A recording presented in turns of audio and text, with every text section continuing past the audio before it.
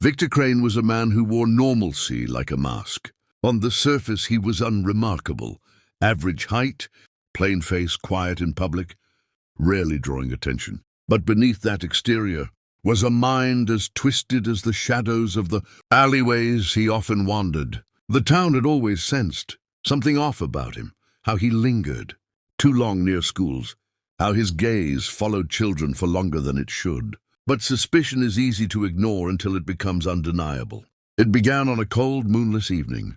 The wind carried an uneasy chill, rustling the branches of trees lining the narrow streets. Victor moved silently, deliberately, like a predator who had honed his patience for years. He carried no visible weapon, but his presence alone was enough to make the night feel heavier, as if the air itself knew what was coming. His first target was a boy named Leo, 8 years old, who had been playing near the park under the dim glow of a street lamp. Victor had watched him for days, noting his habits, his route home, the little routines of his life. That familiarity gave him confidence. Leo was laughing with his friends when Victor appeared from the shadows, stepping forward like an uninvited presence that seemed almost natural in the darkness. Leo froze. There was something in Victor's stillness, his calm, that unsettled the boy more than words or threats ever could. Before Leo could react, Victor grabbed him with a strength that belied his ordinary appearance. The boy struggled, screaming for help, but the sound was swallowed by the night. Victor's movements were precise, efficient, calculated. He restrained Leo, pressing him down until the fear in the boy's eyes finally dimmed under the suffocating weight of Victor's grip. The moment Leo's struggle ended, Victor released him, stepping back into the shadows, observing the stillness with a detached fascination. There was no celebration, no rush of exhilaration, only a hollow acknowledgement of the act itself. Victor's mind catalogued every detail. The look in Leo's eyes as he realized resistance was futile, the tremor in his voice as his cries faded, the way the cold night embraced the silence afterward. Victor didn't linger. His next target was waiting nearby, unaware of the horrors unfolding in the park. Maya, a quiet, observant girl of 7, had been walking home from her grandmother's house. She preferred solitude, her small backpack bouncing lightly as she hurried along the sidewalk. Victor intercepted her in a narrow alley, his approach deliberate and unhurried, almost conversational. Maya's instincts screamed danger.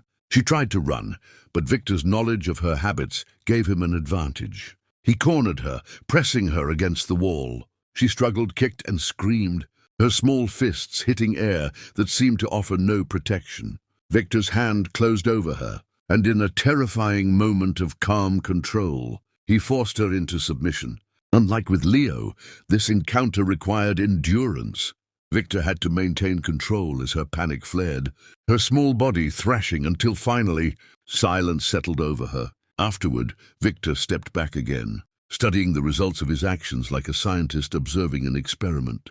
There was no gloating, no excitement, only the meticulous cataloguing of cause and effect. Each child's fear, each second of resistance was etched into his memory. He moved from one street to the next with the same deliberate pace, each step measured, each breath controlled.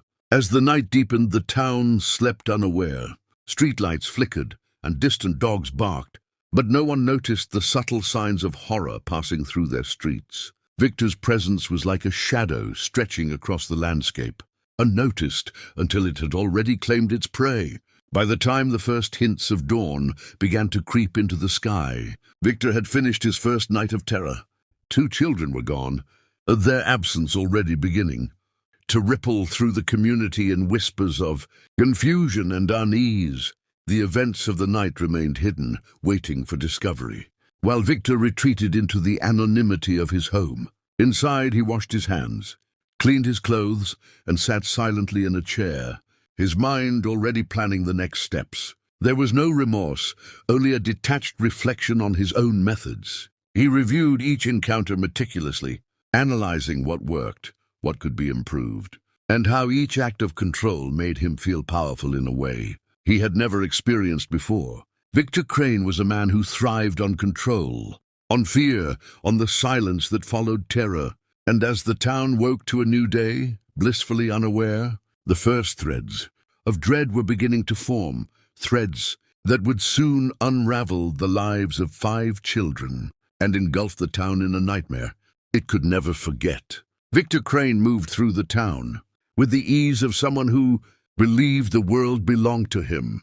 The first 2 children had been taken, their absence unnoticed in the broader chaos of the waking town. Yet each act of control, each encounter with fear, had sharpened his focus, heightened his patience. He did not rush. He had time. He never did. The third child was Eli, a twin of 9, mischievous and quick. Eli had always been clever, skipping stones in the creek and hiding in the tall grass near the park.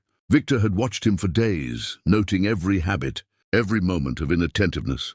It was this knowledge that gave Victor his advantage. He knew where Eli would be, when, and how he would react. The shadows of the abandoned shed became the stage for their encounter. Eli, unaware of the danger lurking nearby, entered the clearing with a carefree bounce. Victor emerged slowly from behind the weathered planks, his figure blending with the darkness as though conjured from it. Eli froze, the sense of danger prickling at the back of his mind. "Who's there?" Eli called out, voice shaking, but not yet breaking. Victor's eyes locked onto him, calm and unblinking, a predator observing its prey. Eli's twin instincts told him to run, to hide, but the shed's narrow walls left him no escape. Victor stepped closer, deliberately slow, allowing the fear in Eli to build, savoring the anticipation as it pooled in the boy's chest. Eli screamed and ran, darting to the far side of the shed, but Victor was faster. Years of observation and preparation had taught him precision. He caught Eli's arm in one sweeping motion, stopping him mid-stride. The boy struggled violently, his small fist striking air and flesh alike, but Victor's grip was iron. There was no panic in Victor's voice, only quiet commands and the soft, unsettling tone of control. Eli kicked, twisted, and writhed, his voice rising in terror. Victor's method was both cruel and calculated. He restrained Eli while simultaneously keeping him conscious, forcing him to confront his helplessness.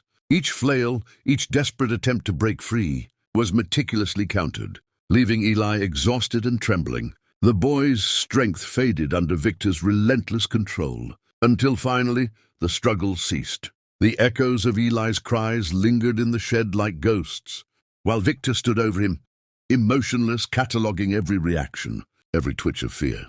The silence afterward was profound. Eli lay still, not out of unconsciousness, but because Victor had trained him, through terror alone, to understand futility. Victor did not gloat. He did not rejoice. To him, the act was methodical, almost clinical. He had rehearsed this in his mind countless times, studying the way each child might react, the weight of resistance, the inevitability of compliance. Victor stepped back, wiping his hands on the folds of his coat, feeling a cold sense of satisfaction in his control. Each child had a unique pattern, a distinct response, and he catalogued them all carefully in his mind. His mind moved like a chessboard, each step premeditated, each move anticipating reaction. He was meticulous, precise, almost detached in his observation. The town remained unaware. Parents went about their routines, oblivious to the shadow passing through their streets. But small signs of fear began to ripple. Children who returned home late, neighbors noticing empty rooms, the creeping unease that something was very wrong. Victor thrived in this silence, this gap between awareness and horror, feeding his own sense of omnipotence. Victor did not linger in the shed. His plan required movement, timing, and patience. He had 2 more children to claim that night. He moved like a specter through the streets, shadows shielding his presence, his mind rehearsing each encounter. The previous acts of fear and control had only sharpened his technique, making him more methodical, more precise. By the time dawn began to bleed into the sky, Victor had finished with Eli. The boy lay in the cold, exhausted, fear etched deep into his eyes. Victor stepped away, already planning the next step, his mind calculating the approach for the 4th child. There was no remorse, no hesitation, only the relentless pursuit of control, the quiet satisfaction of seeing the consequences of his presence manifest in trembling, limbs and wide, terrified eyes. And yet, despite his meticulous planning, the first seeds of vulnerability had begun to take root. Victor's confidence, absolute as it seemed, relied on the silence of the town. Every action, every carefully calculated encounter, depended on the world remaining oblivious. And the longer he walked among them, the higher the risk of exposure. Victor Crane, in the shadows of the town, continued his calculated night, moving with quiet intent, his mind as cold as the night air, preparing for the next encounter, and aware that the walls of inevitability were beginning to close in around him. Victor Crane moved silently through the darkened streets, the night wrapping around him like a cloak of invisibility. His mind was a careful ledger of what had already occurred. Leo in the park, Maya in the alley, Eli in the shed. Each encounter had been methodical, precise, and calculated to leave its mark. But there were two more children he had planned, for two more opportunities, to demonstrate his dominance over fear itself. The fourth child was Anna, a girl of 8, small but fierce, known in the neighborhood for her stubbornness and wit.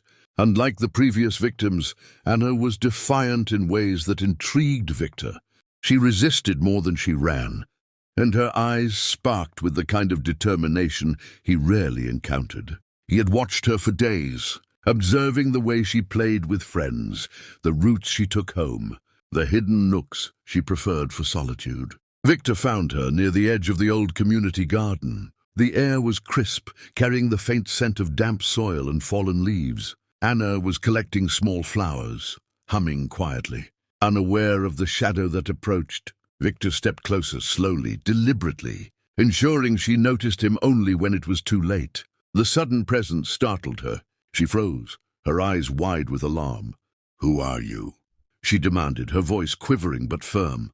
Victor said nothing. He simply advanced, a calm, deliberate motion that contrasted with the chaotic panic in Anna's chest. She turned to run, but the path she intended was blocked. Victor's presence was precise, calculated to leave her only one option: confrontation. Anna screamed, her voice echoing across the silent streets, hoping someone, anyone, would hear. But Victor had already planned for this. He was not deterred by noise, resistance, or fear. The struggle that followed was different from the previous encounters. Anna was stronger, more agile, her defiance sharp and unwavering.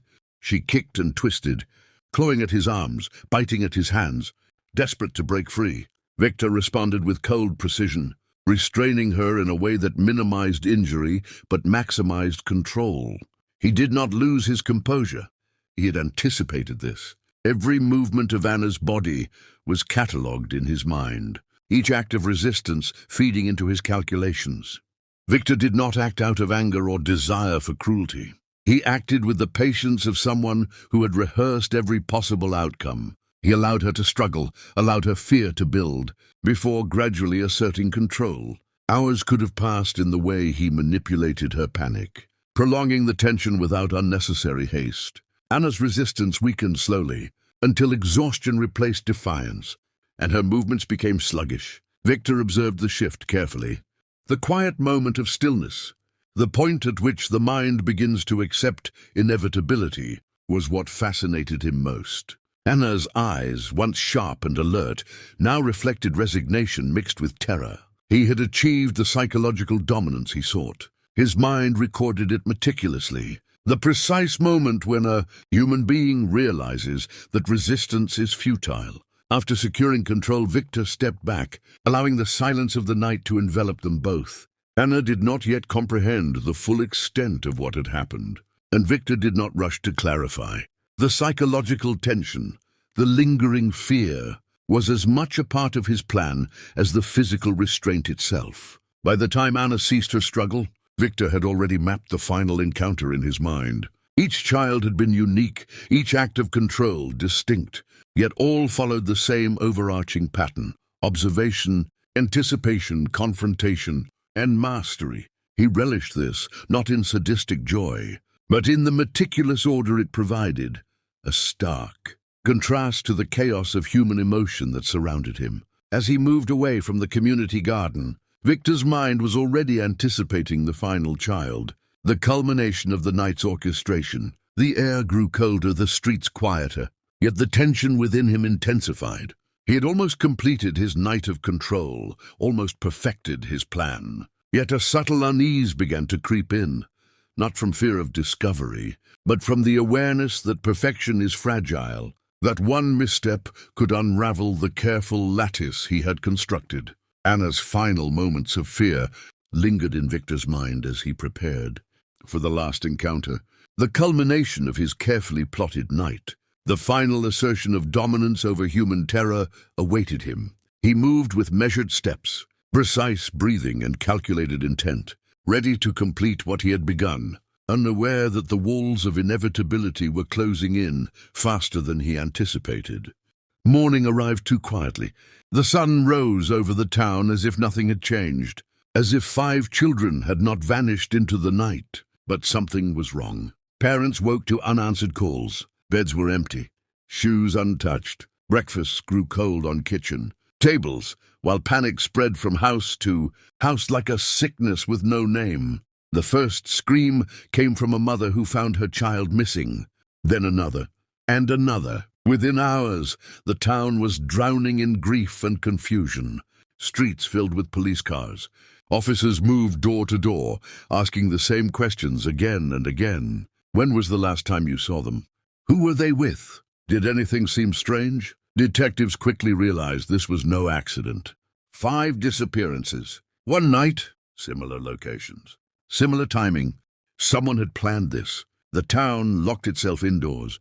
Schools closed. Parents clutched their remaining children tightly, afraid to let them out of their sight. Fear became a constant presence, thick, heavy, suffocating. People whispered about monsters, about evil hiding in plain sight.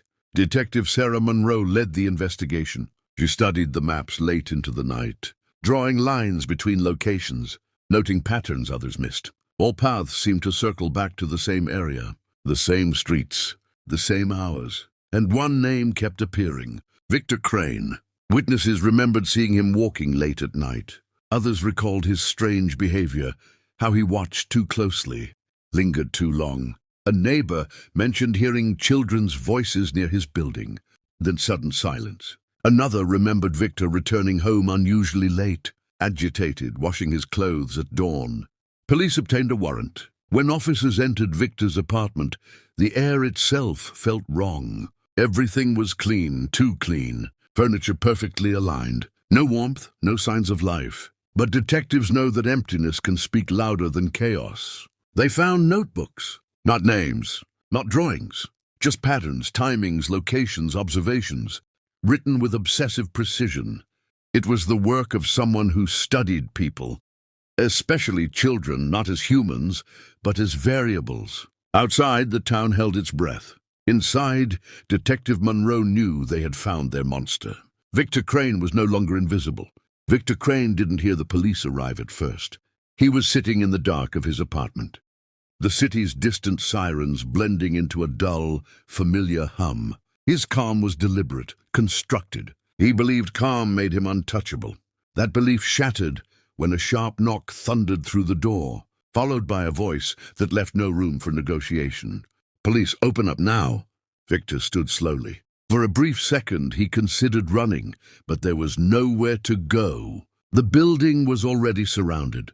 When he opened the door, bright lights flooded the room, and armed officers stepped in with practiced precision. Hands were raised, commands were given, and Victor complied without resistance, his face unreadable as cuffs snapped around his wrists. Down at the station, the silence returned, but this time it worked against him. In the interrogation room, Detective Sarah Monroe laid out the evidence piece by piece: timelines, witness statements, the notebooks. The patterns only someone watching closely could have known. Victor listened, eyes fixed on the table, the mask of control finally cracking under the weight of inevitability. Outside, the town gathered, some in tears, some in anger, all in grief. The news spread quickly. The man responsible had been caught. Relief came, but it was bitter, tangled with sorrow that would never fully fade. Candles were lit, names were spoken softly. Promises were made to protect, to watch more closely, to never ignore warning signs again. Victor was led away before dawn, escorted past cameras and flashing lights. He didn't look back. In the days that followed, the investigation continued. The legal process moved forward, and the town began the long work of healing. Schools reopened slowly. Parents held their children a little tighter. Conversations changed. Justice didn't erase the pain, but it drew a line in the dark. And in that line, the town learned a hard truth. Monsters don't always announce themselves. Sometimes they wear ordinary faces. What matters is not just catching them, but listening sooner, caring louder, and choosing vigilance over silence.